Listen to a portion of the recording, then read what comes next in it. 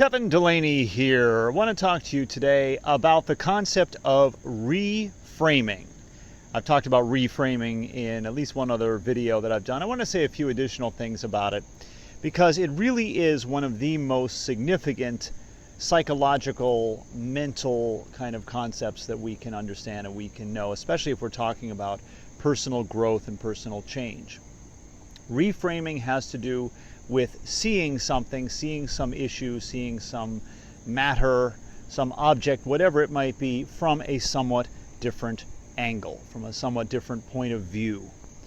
And one thing that you can't help but become very aware of in not only living your own life and just thinking about things, but also working with other people and especially seeing other people change in very positive ways, is that so much of what we experience has to do with our point of view. You could have two people who are experiencing virtually the same thing, and yet they have vastly different perspectives on it. They represent it mentally in different ways, and that has everything to do with how they experience it. To one person, some event in their life is a complete disaster. Oh no, this is terrible. And yet to somebody else, they might say, this is good, this is great, this is an opportunity for something new, for a whole new beginning for me.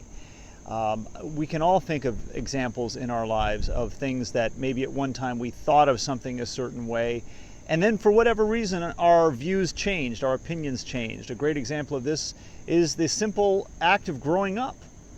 You know, I like to use the example of when I was a kid, Sesame Street was such a big thing when I was like 4 and 5 years old. It's not just a TV show, it's books, it's t-shirts, it's toys, it's games, it's all these related things. I even at that age used to wonder why when they would come on the public television, the pleas for money, they would be saying, if we don't get X amount of dollars in the next 30 minutes, Sesame Street is gone forever. We'll never see them again. I used to think, God, don't they take in a lot of money from all these toys and these games and these books and these t-shirts? I mean, it must be one of the most, it probably is the most commercially successful television series of all time. But I digress. Sesame Street was so cool when you were 4 and 5 years old, and then there comes a point when all of a sudden Sesame Street just isn't so cool anymore. I remember the exact moment when Sesame Street was going to come on TV and my dad said, oh, it's almost 4 o'clock, it's time for Sesame Street. And I almost involuntarily just blurted out, I said, I don't want to watch that baby stuff. And I almost kind of caught myself saying, whoa, where did that come from? And it was true, I didn't want to watch that baby stuff. Before it was cool, and now all of a sudden it was like baby stuff. I'd outgrown it. I'd grown beyond it. We can all think of examples like this. And in a lot of ways, that's what childhood is. It's one reframe after another, after another, after another. For many of us, of course, things that we outgrew, later in life we come back to. Now we've reframed it yet again. Now we see it as actually something interesting once again because now it's nostalgic for us. It reminds us of our childhood. We didn't want to be reminded of being 4 and 5 years old when we were 6 and 7. But, you know, when you're an adult, sometimes it's cool to go back to that earlier time in your life and remember how you saw things and remember how you perceived things. So that's what reframing is. Reframing is seeing something from a different angle, a different standpoint.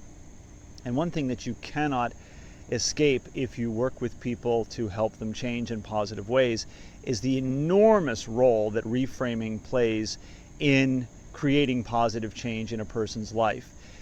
This is especially apparent when somebody has a fear, a phobia, a worry, and anxiety that they manage to get over. And this is what you might call a subconscious reframe. They have a certain perspective on something that causes them, in effect, to feel fear. In regards to that particular object. They feel fear, they feel anxiety, they're terrified. They feel they can't get on the airplane, they can't step on the elevator. It causes them tremendous anxiety and worry and fear and pain even. And if you can work with this person and help them to get beyond that, a really amazing, almost kind of miraculous thing can happen. All of a sudden, the elevator becomes just an elevator. It becomes just, you know, another thing to get you from point A to point B. A minute ago or an hour ago or whenever it was this object of terror, and now all of a sudden it's not anymore. Well, the elevator hasn't changed. What's changed is their subconscious interpretation of it, their subconscious view of it, and as a result, their experience of it is vastly different now. It's a whole different thing. It's a whole different experience, even though it's actually exactly the same experience. This is the power of reframing. This is the power of the reframe. And it's something that I believe if you're going to do any kind of change work with people, you have to become intimately familiar with, and because it's what you're aiming toward. Consciously or unconsciously, you're looking to help people reframe issues in their life, helping them to see things in a new light, see things from a different perspective. Anyway, those are just a few quick thoughts on reframing and the importance of reframing. You let me know what you think. Leave a comment. I'll talk to you later.